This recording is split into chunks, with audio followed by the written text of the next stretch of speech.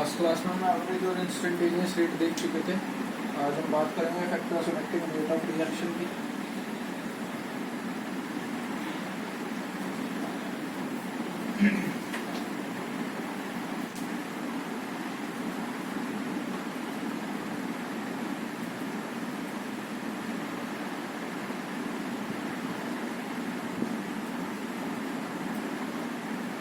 Factors affecting rate of reaction होते 5 आते हैं आपको, लेकिन मेनली 3-4 ही ध्यान रखना। एक होता है nature of reactant and product,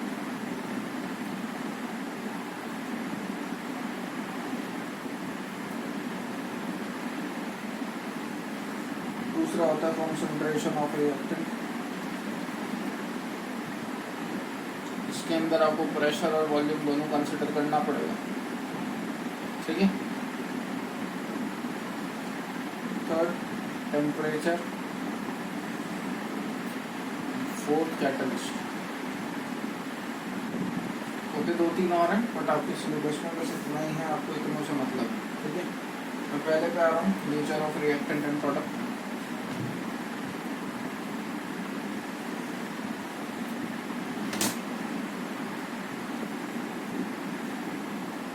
nature of reactant and product में हम सबसे पहले बात करेंगे किसकी? Physical state of reactant and product की।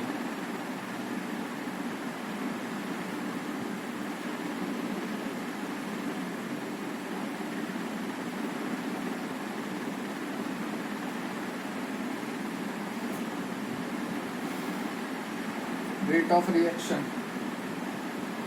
मैं आपसे रैंडम पूछ लूं भैया, rate of reaction, reaction rate, दो टर्म आ रही है इसके अंदर। रेट क्या मतलब, रेट का मतलब क्या होता है?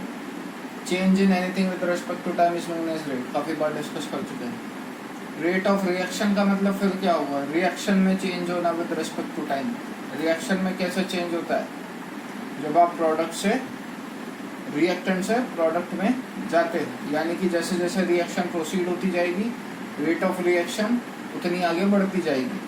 अब रिएक्शन कैसे प्रोसीड होगी? तो ऑब्वियस सी बात है, रिएक्टेंट के मॉलिक्यूल आपस में टकराएंगे, they both together form a product. जितना ज़्यादा प्रोडक्ट फॉर्म होगा उतना ही ज़्यादा रिएक्शन फॉरवर्ड जाएगी। जितने ज़्यादा रिएक्टेंट के मॉलिक्यूल्स आपस में टकराएंगे, फॉरवर्ड रिएक्शन उतनी ज़्यादा जाएगी। तो अगर मैं आपसे बात करूं भैया कि सॉलिड, लिक्विड और गैस, तीनों फेज में अगर आप रिएक्टेंट ले लेते हो तो कोलिजन बिटवीन रिएक्टेंट सबसे ज़्यादा किस में होगा? ऑब्वियस सी बात है, गैस में। तो मतलब रेट ऑफ रिएक्शन सबसे ज़्यादा किसकी होगी? गैस की। क्यों? Since kinetic energy is more, therefore product, rate of product formation will be higher.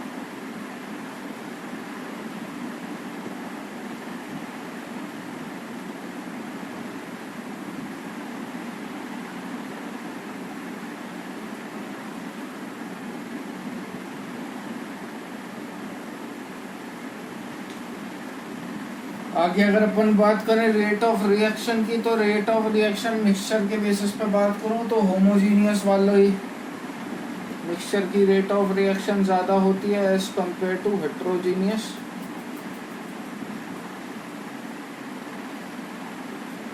तो ओवरऑल रेट की बात करोगे, होमोजीनियस हेट्रोजीनियस का मतलब ये होता है सेम फेज होता है different phase.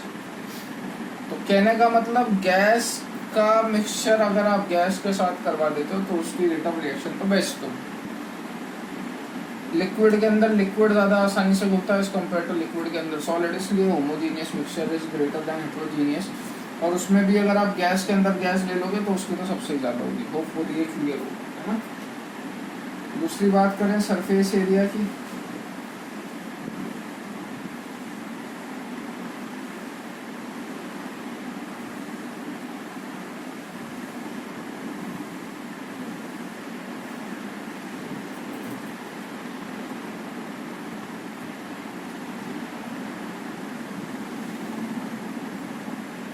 surface area of reactant,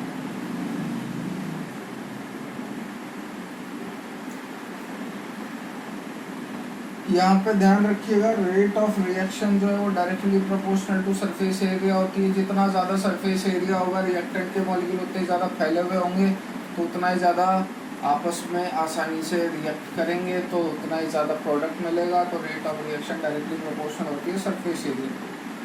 third आ जाता है chemical nature.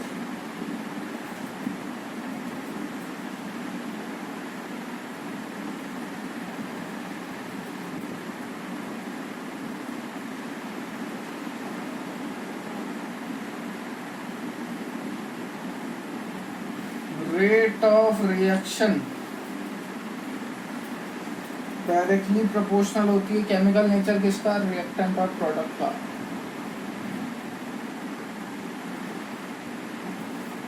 Rate of reaction directly proportional होती है किसके, स्टेबिलिटी ऑफ प्रोडक्ट के। Whereas rate of reaction inversely proportional होती है किसके, स्टेबिलिटी ऑफ रिएक्टेंट के। So rate of reaction is directly proportional to stability of product and inversely proportional to stability of reactant। आसानी से समझ सकते हो आप इस चीज को। रिएक्टेंट जितना ज्यादा स्टेबल, देखो चीज स्पॉन्टेनियसली कहाँ बढ़ती है, आप कहाँ जाना चाहते हो, स्टेबिलिटी की साइड। तो जो स्पॉन्टेनिटी होती है रिएक्शन की, वो हमेशा टुवर्ड्स स्टेबिलिटी होती है। कोई भी चीज स्टेबिलिटी की साइड अपने आप मूव करेगी, उसमें आपको कोई जबरदस्ती करने की जरूरत नहीं है। अगर मेरा रिएक्टेंट ज्यादा स्टेबल होगा, अगर मेरा रिएक्टेंट ज्यादा स्टेबल होगा एज कम्पेयर टू प्रोडक्ट के, तो आप इनडायरेक्टली बोलो तो कहाँ से कहाँ जा रहे हो, स्टेबल से अनस्टेबल, ठीक है ना।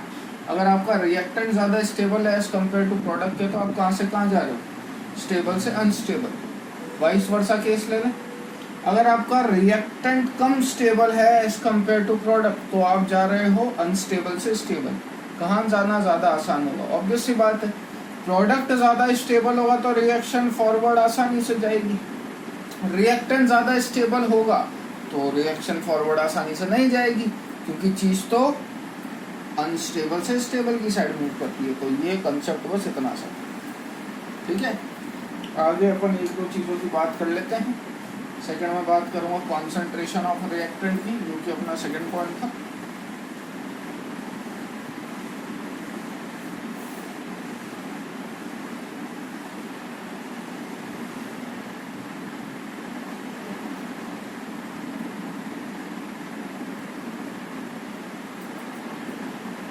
इसमें देखिए कॉन्सेंट्रेशन बराबर होता है मोल्स अपॉन वॉल्यूम, यानी कि कॉन्सेंट्रेशन इनवर्सली प्रोपोर्शनल होता है वॉल्यूम के।